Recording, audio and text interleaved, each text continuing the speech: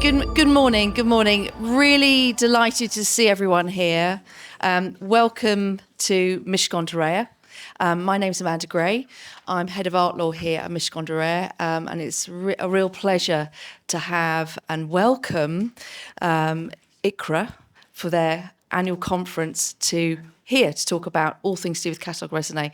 I'll be shortly handing over to Sharon, who's just here. Sharon Hecker.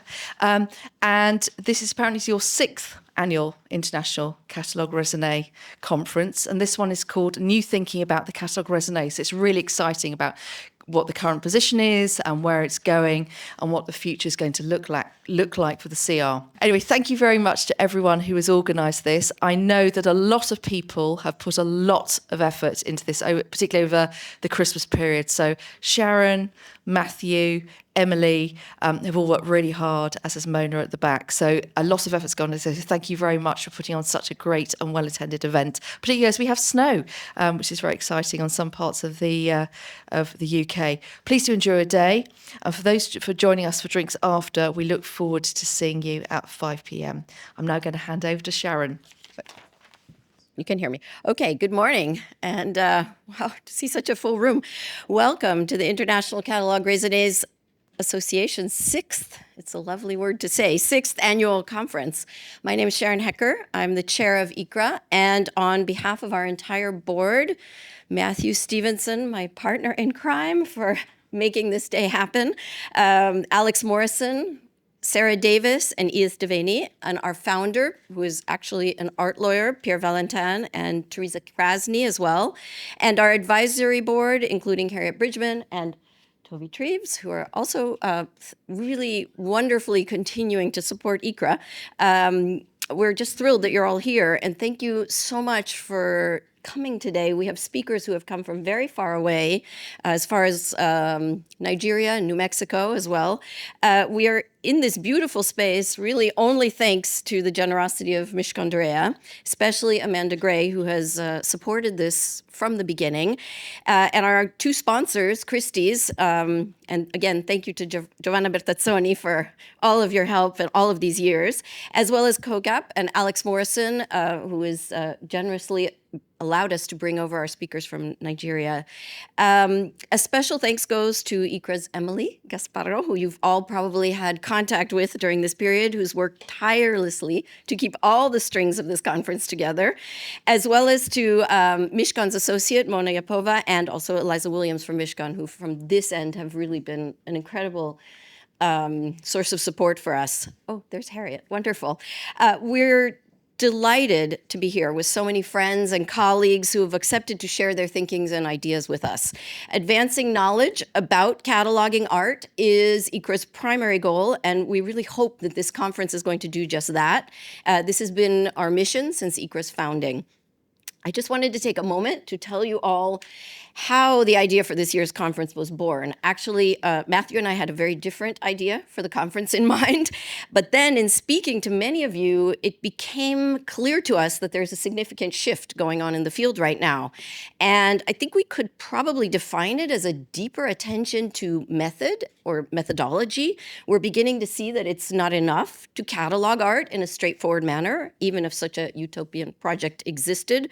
We also must be very conscious of and take into greater account our own subjective positions and biases, as well as contingencies, needs, problems related to a specific artist or a movement, or as we're going to see today, a culture.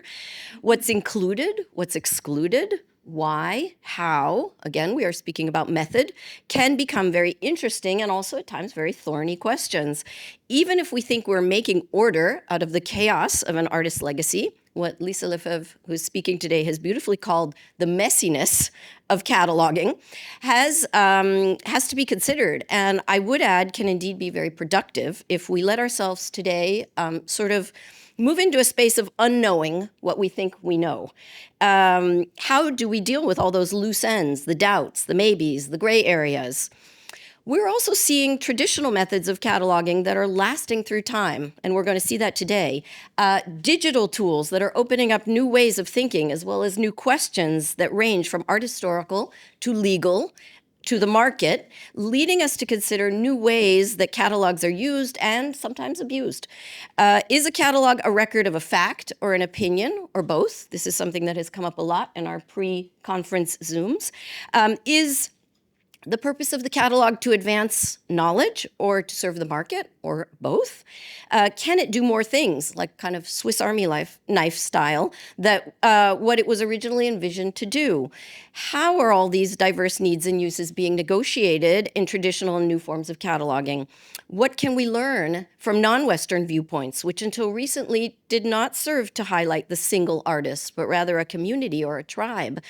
While we don't pretend to come up with any answers today, we do hope that the conference will create a kind of fertile ground for conversation, discussion, contributions.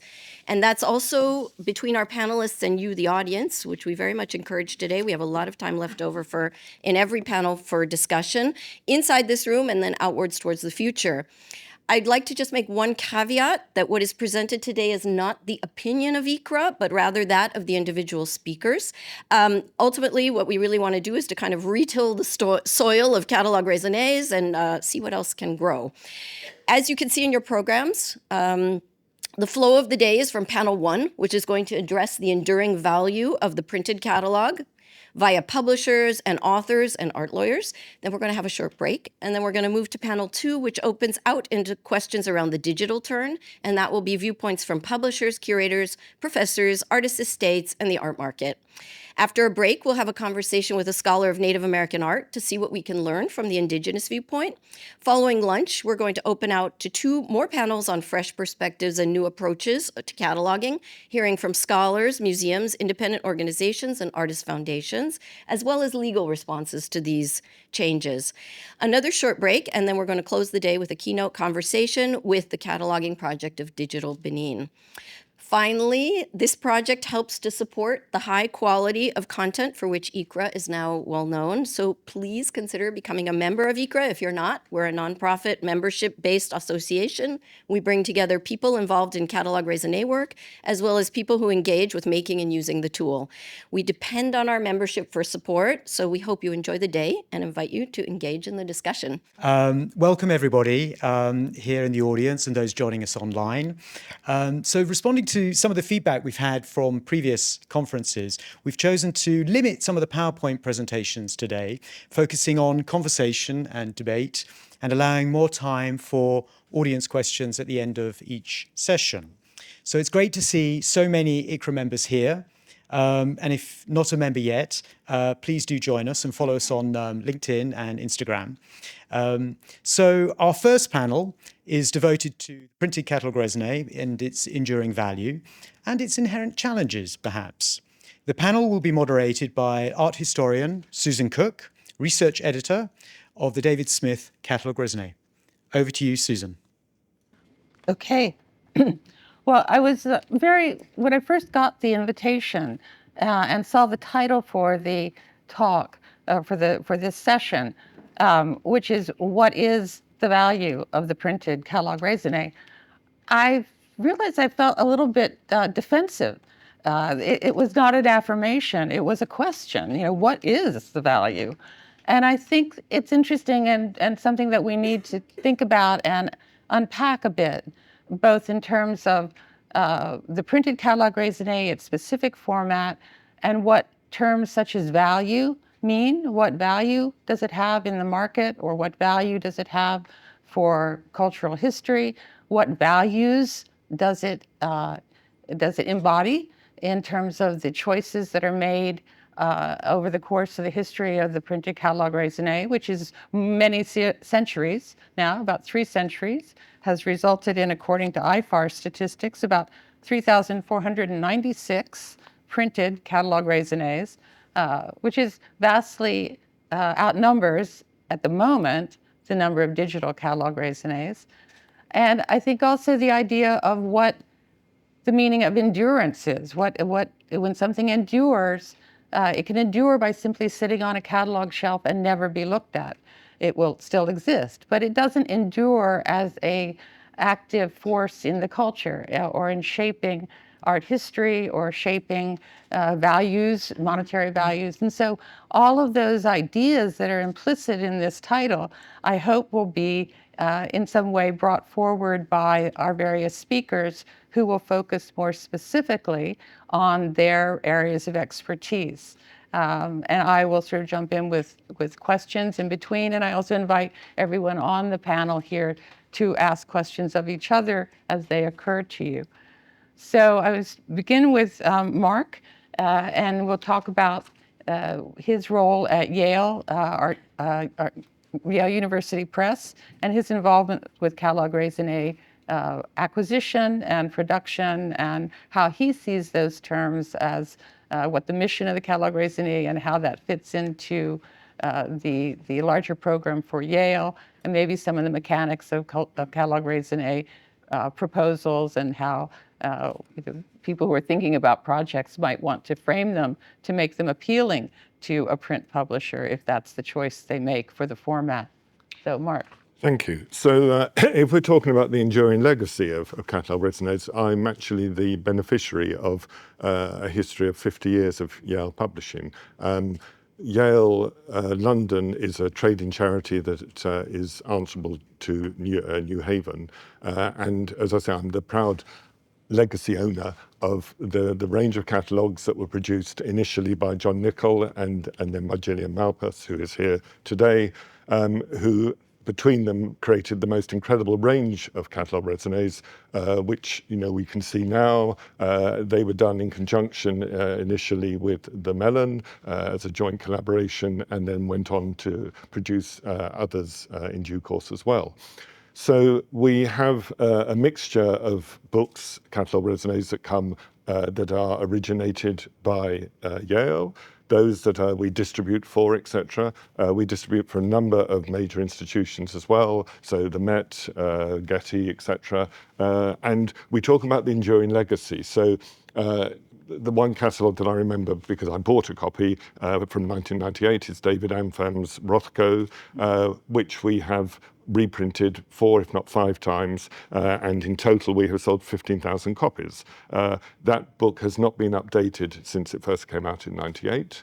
One of the sort of interesting things when we talk about digital and the importance of digital, which we support, we know that both things support each other, but we put the Rothko on the A&E portal. The A&E portal is a vehicle that Yale have produced now, which is a subscription service, and the year before, we reprinted Rothko, we put it on the portal, and there was concern as to have we damaged the sales, etc. We are now in the process of reprinting yet again. So the two things work hand in hand together. There are problems which no doubt we're going to discuss about how they move. The portal is actually a fixed version of that 98, and there's a big difference between having ongoing digital work, which obviously we'll cover. But when we talk about the enduring legacy, we've got that was followed in 99 by the O'Keeffe, and which was 7,500 copies, and then more recently, Catherine Lampert's Uanuglo. We reprint regularly. It is staggering that you would think everyone who wanted that has it, but we're now on our 5th printing and we've sold 12,000 copies, which is phenomenal. Having said that, it is now harder and harder. The market is very difficult. I come from a sales background before I moved into editorial. I was in the halcyon days of working for Phaidon when they were still doing traditional art books, etc. As a rep selling books in the 80s. It was a very different marketplace, and the numbers of the catalogues that we produce now are much reduced from what they used to be. And there's a whole rationale behind that. It's a mixture of library suppliers, libraries no longer having budgets for printed books. Interestingly enough, they are giving increased budgets for digital, so another reason to support digital. The students on one hand, are not buying books in the same way that they were. A colleague of mine was at a major institution recently and didn't buy a single art book when she was doing her degree. And you're thinking, really? I mean, it doesn't say she didn't read them, but the way things are presented is very differently. And yet, back to enduring legacy, students do say generally that they prefer working from a hard printed book rather than the digital. So, I mean, I think that sort of answers the sort of enduring legacy side. Is reprinting relatively rare, or I'm amazed at, and I understand Rothko. I think that this is a work that's cited again and again as somehow setting off a kind of being an exemplary model and really opening up a field that had existed before that, but bringing it to much broader attention. But is reprinting still relatively rare?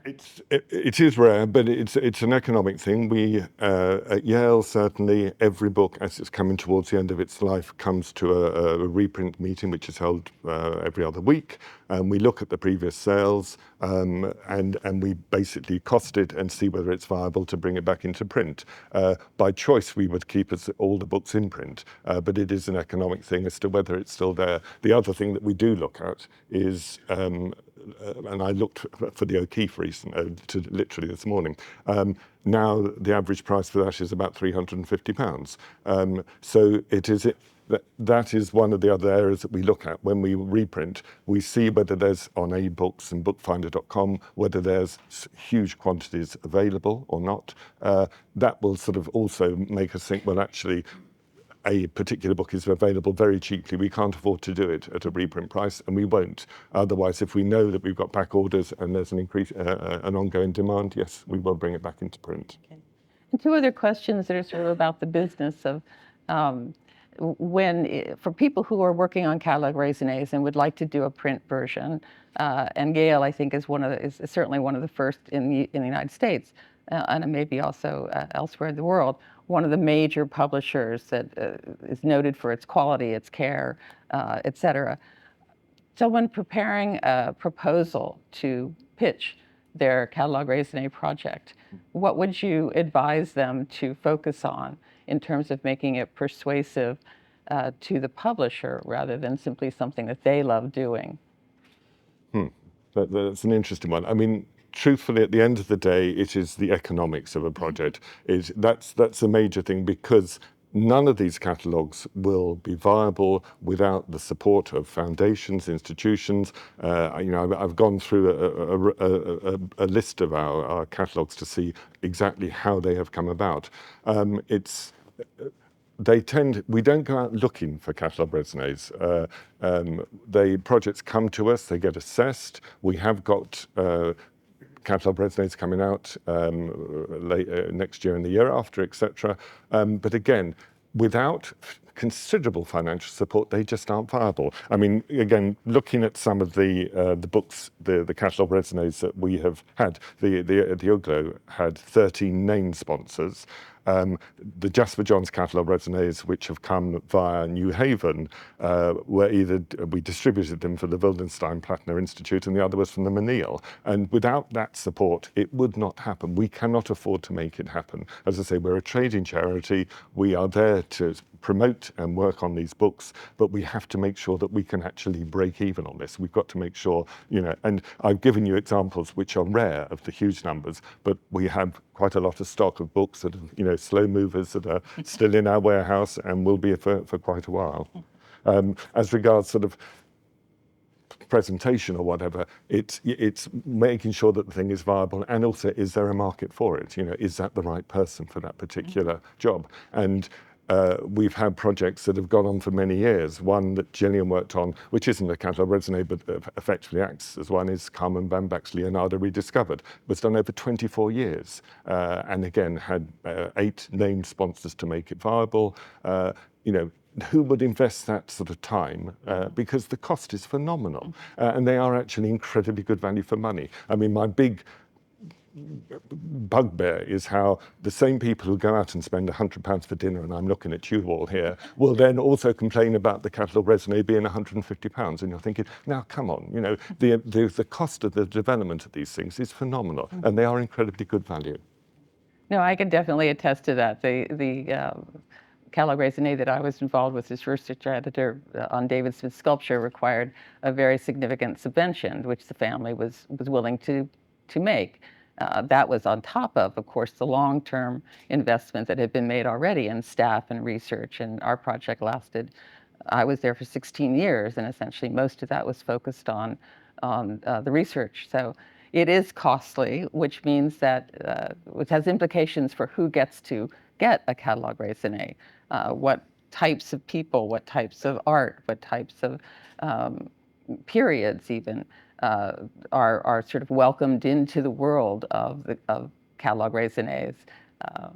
Toby, can you talk about, since you are an author of a Catalogue Raisonné and working on another, can you talk about some of the ways in which what models you looked at, or has your practice for research changed over time from doing one and then doing another? Yeah. Well, when I started on the Peter Lanyon Catalogue Raisonné, which is the first one I wrote, I went to see David Antham, actually, and asked for his advice. And he gave me some very good practical advice. David didn't write any commentaries in that book, and for Lanyon, I did write a lot of commentaries. Partly I did that because Lanyon was an artist who wasn't particularly well published on.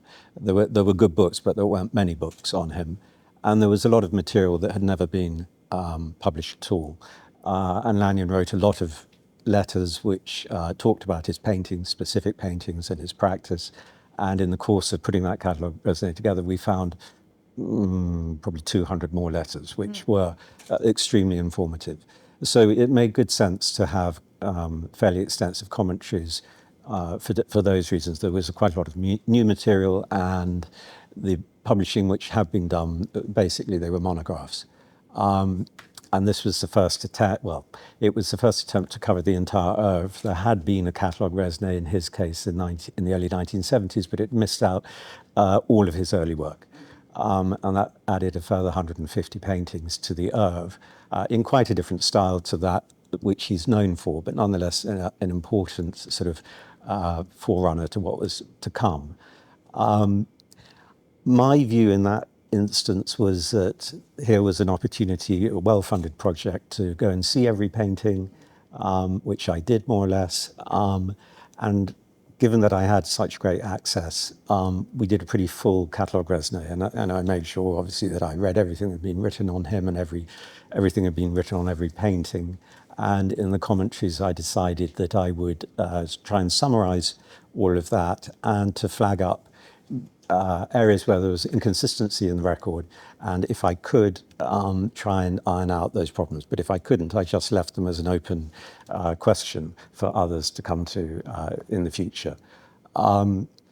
When I did Freud's prints, there was a sort of a rolling Catalogue Raisonné which had been done over a number of years.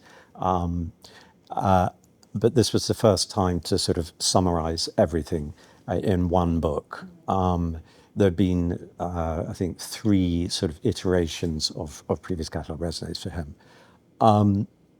That was presented a different challenge because there were multiples, and that meant for me that A lot more work. well, there's a pragmatism that comes in at that point, particularly around things like provenance and exhibition history. About 110 prints in that oeuvre. Quite a lot of them were unique, but the majority were editioned, and the edition sizes were around 46. Now, you're not going to do provenances for every work in that edition, otherwise your work can become enormous. Was that declared in your Absolutely. usage guide? So in the methodology section at the beginning of the book, that decision was openly discussed, and the reasoning for it. Also decided not to do group exhibitions because that too was going to become really difficult, because there are so many objects. Whereas with Lanyon, or latterly with the Freud Paintings Catalogue Raisonné, which is coming out next month, in Lanyon's case, we're talking about 650 works, and in Freud's, about 510, I think, from memory. So those are unique objects.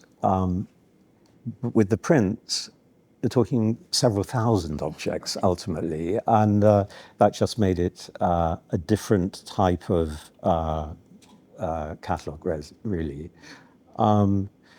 And the difference between Freud and someone like Lanyon is that Freud is a very well-known artist, very well exhibited. A lot has been written on him. And Lanyon, less exhibited, less written about. So I think the commentaries in Freud are quite different to those in Lanyon. To come to the question why hard copy, or the advantages and disadvantages of it for these books or these projects, I think there are significant advantages to digital in terms of the contextual information which can easily be accessed if you're going to do a full sort of bells and whistles online catalogue Raisonné, and the ease at which you can pull up information, which obviously you can't do so easily in a book. I think that's a terrific advantage. The disadvantage is, I think there's some practical issues around the maintenance of them and the cost of doing them. I think they're probably more expensive than hard copy. Hard copy is a one-off cost. I'm pleased to hear there are some that are reprinted, but even when you reprint, you know that you've got the money, presumably, to do that. But a book is, a finite amount of money. And as an author, that finite aspect to it, in the sense that it's probably never going to be redone, does, well, in my case anyway, it did make me think quite hard about what I was saying, because I knew I wasn't going to have a chance to revise. So I found anyway that I was perfectly happy to not answer questions which I couldn't have the answer for and leave doubt within them. I think that's a perfectly okay thing to do. And in the end, I hope that the books are well researched, well written, and well designed. An important part of any book. The attention we gave to image quality in those books is something that is, compared to historic catalogue Raisonnés, today we have much better photography, much better reprographics, and much better colour printing. And I think that the quality of images in these books is important. And for Freud, to give an example, he himself didn't worry too much about the accuracy of his images, how they were reproduced.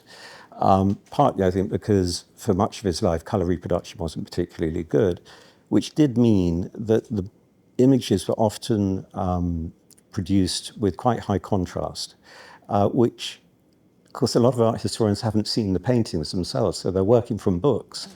And what they understand of what the painting actually looked like affects their response to the paintings. With the Freud paintings catalogue, we've spent a lot of time trying to get those images as faithful as they can be. There's obviously a huge distortion in any book, but the subtlety of Freud's tone and colour is probably going to be much more apparent, and I would have thought one of the more revealing aspects of that book. And that would contribute to, I hope, to how people will write about the paintings as well, and what they will pick up from them. That's interesting. No, I think that kind of ability to, under the best of conditions, to really strive for some kind of accuracy and color prevents a lot of bad surprises when people look at a book and they see the work and they're either disappointed or they're shocked that there's a discrepancy. That can be something done in the digital realm as well, but it's a little bit more complicated because of the variability of screens. Martin, you also are an author of 2 Catalogue Raisonnés, and tell me about your approach to the ideas of what you, in terms of design of the book, of the contents that, how much in terms of additional information beyond the sort of tombstone, and the process of coming to work on the artists that you worked on. Sure. Thank you. I just want to say a little thing about this enduring question by way of as a prelim. They do endure. Reynolds 2-volume, very hefty, published in 2000. Great expense by the Paul Mellon Centre in Yale. Now out of print, you can't get it. I have 2 copies still in shrink wrap, lucky me, and they're worth quite a lot of money. A friend of mine who's a retired English professor also has a copy. It endures. It's a doorstop. It's never moved, in his house just down the road. And I look at it often. So maybe by process of osmosis, he does get something or benefit from it. So it endures. It defines a state of knowledge at a particular moment in time. It's a capsule. It's a line in the sand. But there's also the question of zeitgeist. It captures a cultural climate at a specific period. So with Wright of Darby at the moment, this reflects my thinking, my knowledge, the pool of knowledge, what we think where Wright belongs, roughly in the years from about 2020 to 2025 when I'm doing it. So you could argue it's out of date from the moment it's published, but at the same time it's resistant to shifts in perspective, and I don't think it would help if I or anybody else tried to modify it, edit it, add it, or even redact it, and that goes with the same Reynolds. The parameters lie within the covers of the volume, and so from the get-go, you know the scale, you know the remit, the methodology, and how the constituent parts fit together, from those minute, closely argued points to the holistic, complete and interconnected overview. Of course, nothing really endures, and in the case of the Catalogue Raisonné, it cannot and should not be regarded as the Bible. It's not, and it doesn't make me, writing a Catalogue Raisonné, the world expert on Wright of Darby or anybody else. And of course, when it's published, like any book, it's the first word rather than the last word. And even though I hope that when we publish Wright of Darby, it's not my last word, but there is a tombstone element about it. So to turn to the question of what influences me in terms of what we do. Were you inspired by Catalogue Raisonnés that you worked with or utilized? Not massively, actually. In terms of, yes, because the methodology, I mean, I look back at Reynolds now, I was the acolyte. I wouldn't approach it quite the same way, and I haven't approached it quite the same way. I've put emphasis on other things that we didn't. David Mannings and I produced it. For example, that was very provenance light. You know, you might get a name of who owned a picture if you're lucky, and when it passed through Christie's. And David and I didn't really scruple or worry too much about if a picture had disappeared for 100 years and then it reappeared again. So be it. I'm absolutely obsessed about the life history of works of art. I'm fascinated about their travels, whether it's in an exhibition culture, whether it's in a dusty country house, because to me, these are almost like people, you know, and I'm fascinated about how they pop up, how they interact, whether it's the prime version, is it an autograph version, is it a studio copy, is it something that was made a few years after the artist's death? So it is, to me, a kind of imaginative journey as well, and I'm trying to do that with Wright. I do obsess greatly about provenance. I'm also vastly concerned, and Toby's raised this, about capturing the object itself to the best of our ability as a publisher. We're lucky now. We are one of those organizations that has enough funds, more than enough funds, to do justice to a project like this. So if I see a picture in a country house and all I have is a black and white picture, I get a photographer and I send him in and I go with him and we spend time. We cultivate the owners. I get to know people, very important. Sometimes they're a bit resistant. Have you got a Wright of Darby? Sometimes I'll write to a person saying, would you happen to know where it is? Because I'm a genealogist, obviously, so I've worked out it probably might belong to this bloke. So then I get an answer sometimes. So then I go to the house and they frog march you to the picture and you have a look at it and then you look around the room and think, bloody hell, he's got another 4. Can we possibly photograph your other 4 right? Well, I don't know. What do I get out of it? Do I, et cetera, et cetera.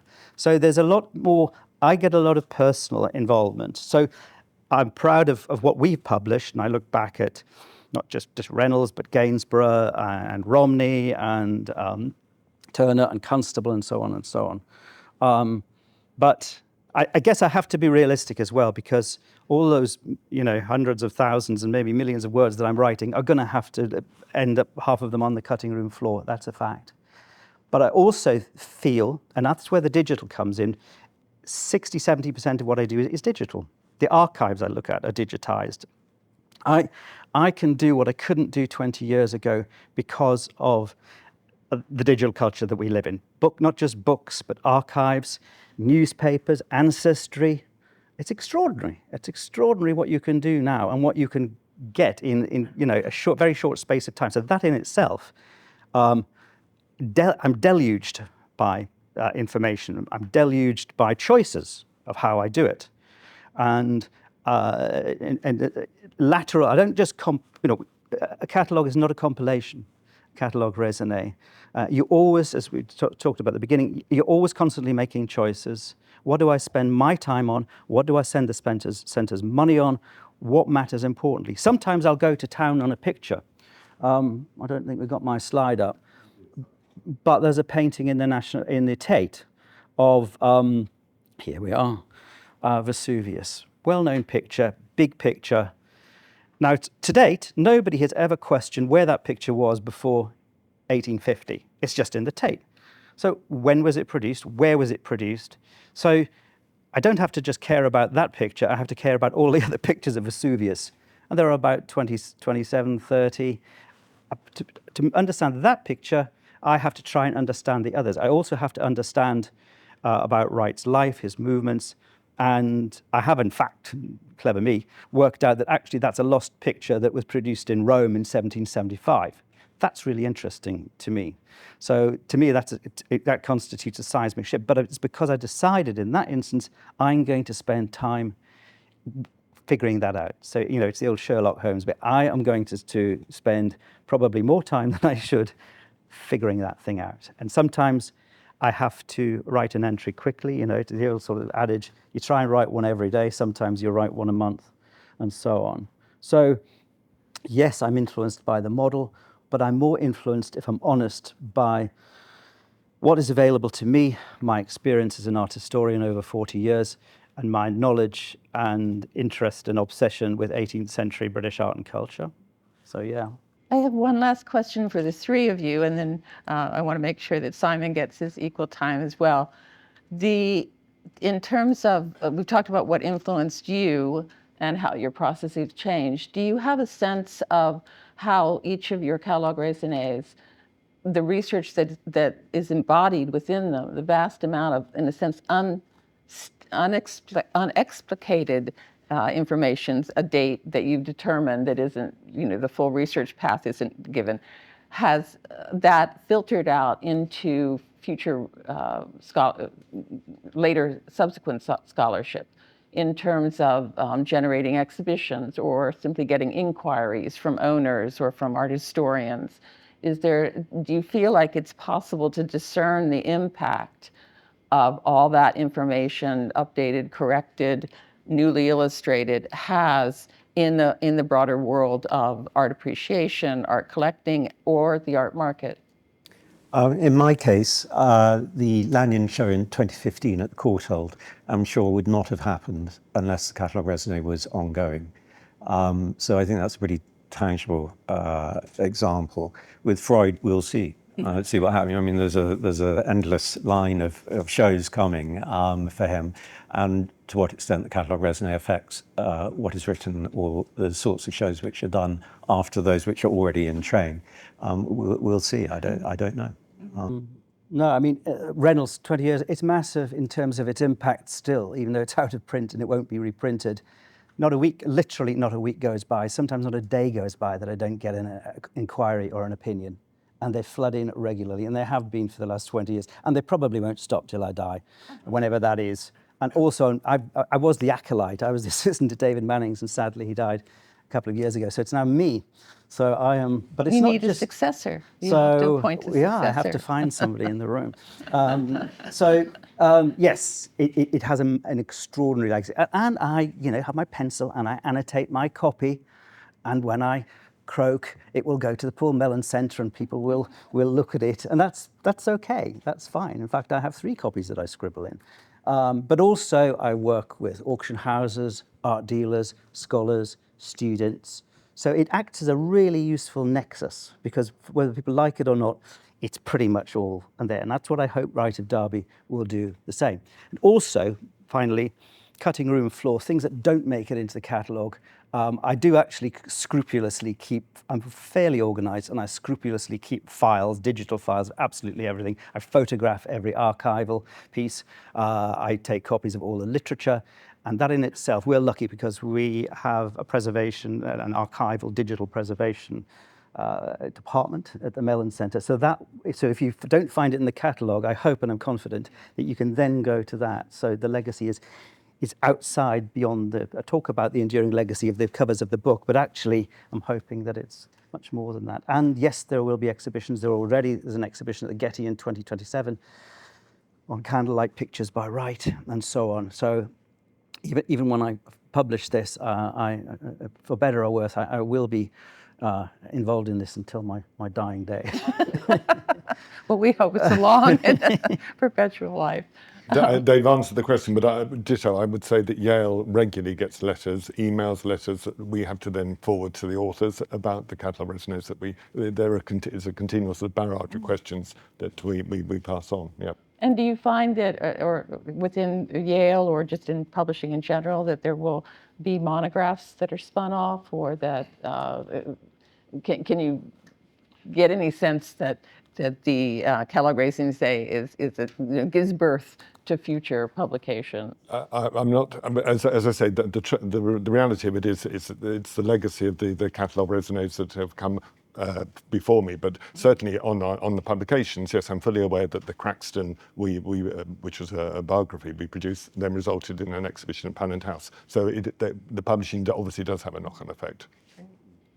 And Simon, to shift gears to the legal world, which generates fear in a lot of Catalogue Raisonné authors, as I'm familiar with them, the fear of litigation, because the one thing that most people, I think, would define about a Catalogue Raisonné is that if the painting or the object or whatever is in it, it's authentic, and if it's not, it's not.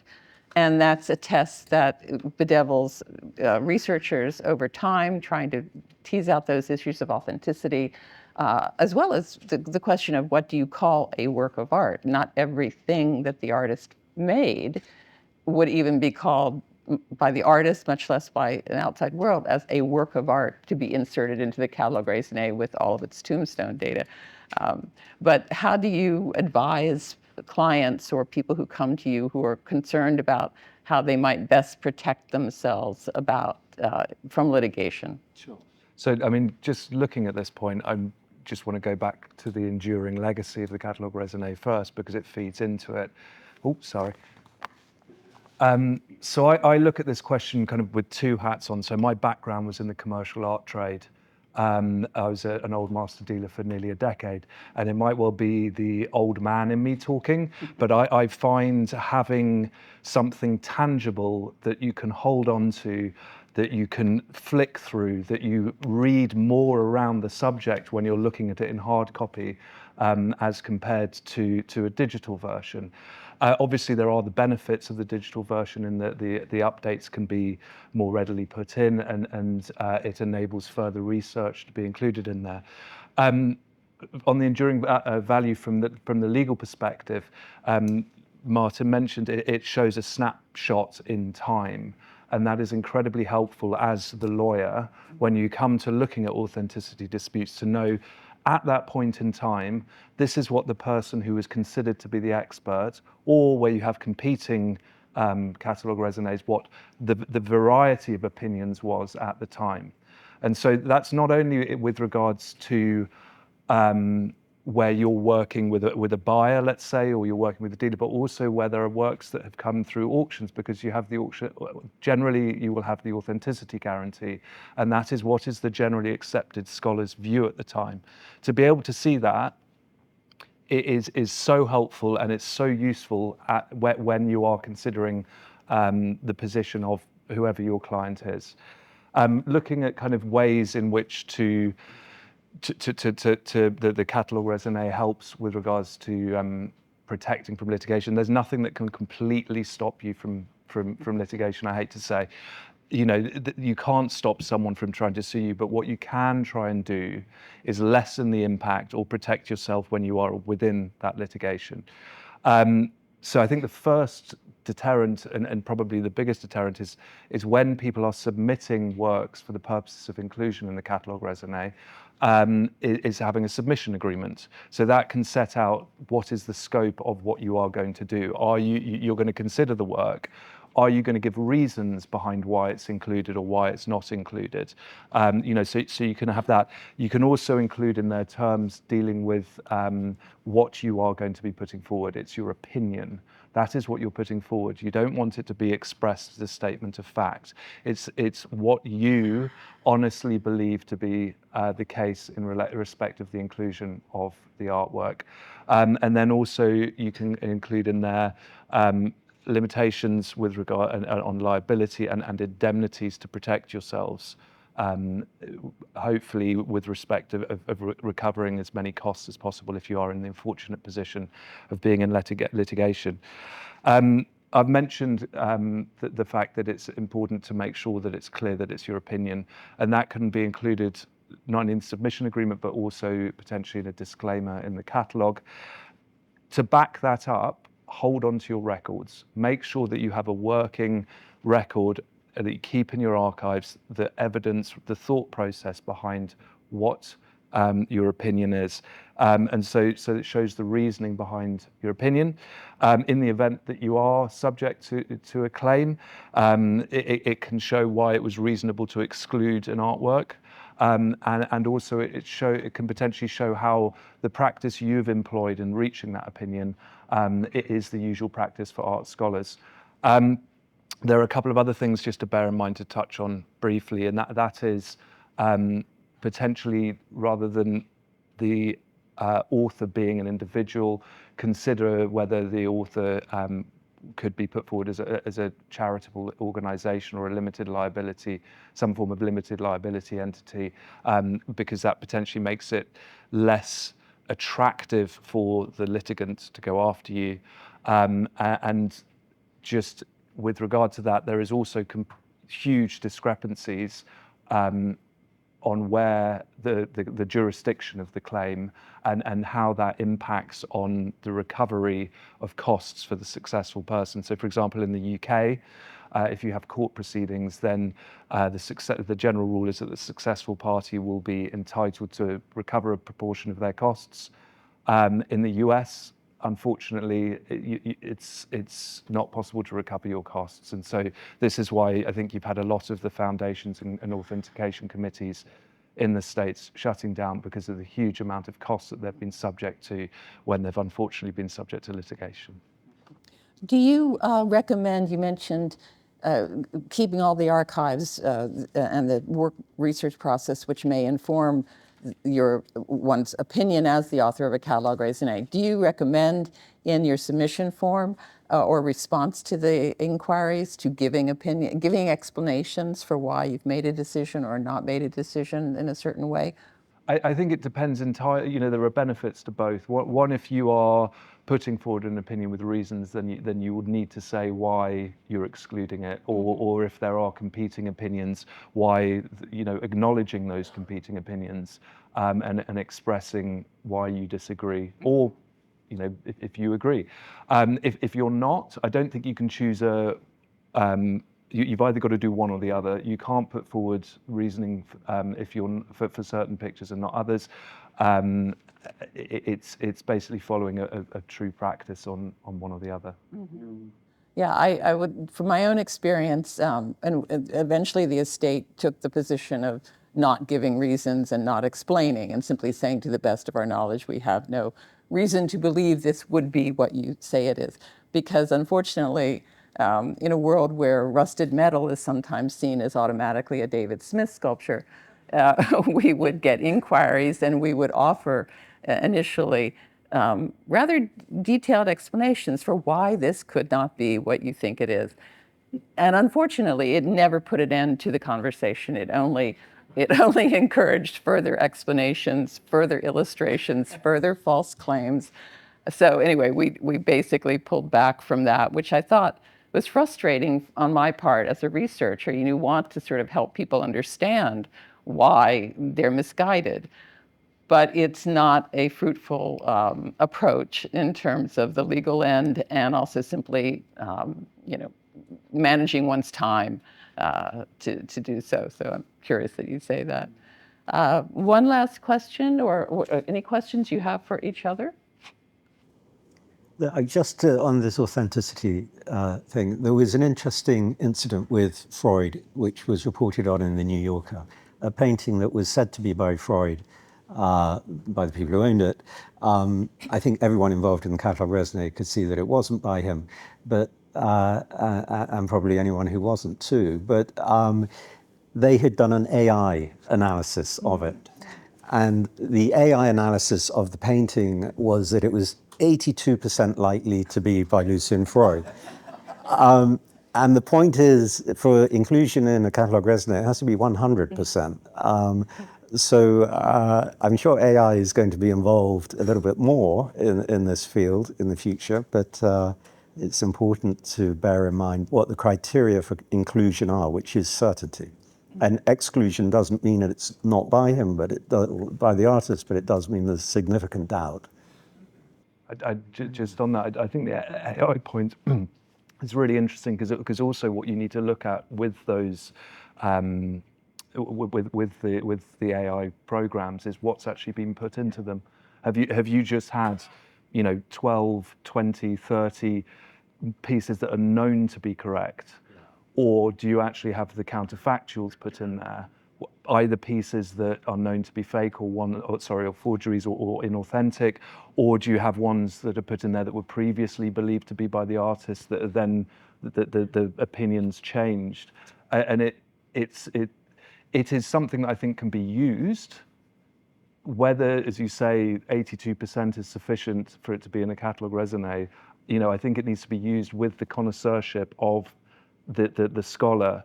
It's the eye of the specialist, and they have all of these tools in the same way that you have infrared imagery, UV, paint analysis. They are things that can be in your toolkit, and certainly from a court's perspective, they would want to kind of consider potentially all of those points. But I think they will generally also tend to prefer the eye of the connoisseur as someone to pull it all together. I think we are at our time limit. So, questions. Any questions? This is a question for Toby and Martin, really. Just on the question of authentication, I just wondered if, what sort of quantity of things that have been left out of your respective catalogues has been sort of inauthentic, and do you keep like a sort of shadow sort of archive or record of all the things you've seen which aren't right or are grey, or what sort of degrees of wrongness do you have? Right. Or keep records Yeah, of? I do. And I do. And the one thing that obviously is people say, well, you didn't put it in. Did you know about it? I was like, well, yes, I know about it, but I've decided it's not. But therefore, in the Catalogue Raisonné, do I have a list of things called Wright of Darby which are not Wright of Darby? No, I don't think so, because where do you stop in that case? But I do keep records of them, and I do engage in correspondence, opinions. I keep that. So in my opinion, I do not think, and that's with auction houses, it's with dealers. So I record those conversations. But there is a line. Slightly different with Wright, because I do include works not by Wright, and they are copies, studio works, etc. Because the way in which an artist like Wright or Reynolds worked was to replicate works, and sometimes they would have somebody else replicating them for them, but they come under the umbrella of the studio.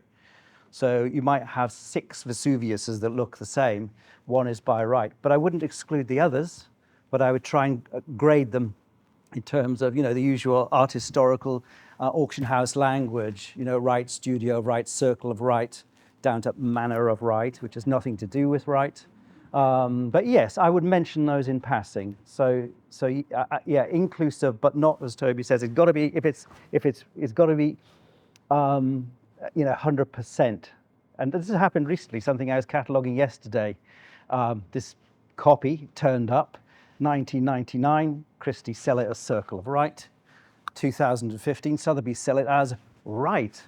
And they got the provenances all mixed up. So I have to, in a sense, kind of untangle all that, but acknowledge it. That's where the provenance thing is really important, you know, to track that history and to show I am aware, but not to simply say, I don't think that is, I don't think that is, I don't think that is. So. Like Martin, I too have a sort of rogues gallery of what I can only say are clear fakes. I engage a little bit with the people who bring those to me. I have on one occasion gone to the house of someone who amazingly found a Lanyon, he said, at an auction without a provenance. He'd also found a William Scott, a Roger Hilton. It was pretty clear that he was making them. And he asked me if his Lanyon was by Lanyon, and I said no, and he asked me why, and I said I wouldn't tell him because I don't want to improve his face. With Lanyon, there were some works, one or two works which we knew about, but we didn't have images for, and we didn't know where they were, which did come in. But I was glad to say that we had entries for those works. With Freud, generally, there haven't been any paintings so far that have come in where there's been any significant doubt, but we certainly keep a record of everything that is brought to us. And our reasoning for exclusion, I mean, normally it's so obvious that you don't really need to write anything, but where it is more contentious, then yeah, for sure we keep a record. Hi, this is a quick follow-on for Toby. I just wondered how with Freud you handled the issue of those pictures which he himself disowned. Because there are, from my days at Sotheby's, in letters to my boss from Lucian saying, these are not by me, but in slightly more colourful terms, shall we say. So, fortunately, we aren't doing drawings, so we've only done paintings. Yeah. There was an example on the Fake or Fortune program, where there was a painting that had been shown to him that it was said he had done in 1939. He was actually never shown the painting, he was shown a photograph of the painting. And he had said that he thought he may have done parts of it, but not all of it. And they did research which showed that whoever had painted the hair and the shirt had painted the entire face, but the background, which was of a landscape in a different orientation to the figure, was an earlier painting which had been used as basically as a support for this portrait painting. My view at the time was, you know, one has to respect what he said. So I said, it appears that he must have painted the figure, but we can't say it's a finished painting because the background is not part of the scheme for the painting. Subsequent to that, so I left a certain amount of doubt, in my opinion. Subsequent to that, we found in the Tate archive a record of the attendance at the art school where he was studying at that time, which showed that he had painted the person they said was the subject of the portrait in the late autumn of 1939.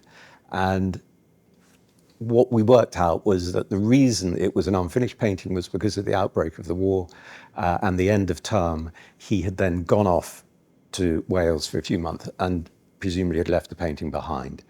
I then contacted the BBC and told them that we have found this information, and I contacted the owner as well to say that, you know, we would certainly now put it into the main run of the Catalogue Raisonné, which we had done. Previously, I'd said we would put it in the appendix, and if information came forth that proved that it wasn't by him, we would take it out of the book altogether. And if information came forward that proved that he had certainly painted the figure, we would put it into the main run, which is what we have now done. Freud is a difficult artist in that regard, and as I say, that was for us where we had really concrete information. We put them into the main run of the catalogue. Any other comments? Or obviously we've answered everybody's questions and perhaps inspired some future thinking. And I hope that, ultimately, in my opinion, it's a collaborative cooperation between print and digital. And there are, I think, many different ways in which text, for example, is treated in a book and may or may not be treated the same way. Long essays, for example, may be better suited to books, not so much for digital. There are strengths and weaknesses, and they all ultimately reinforce each other in our relatively rarefied but growing universe. So thank you very much. Thank you.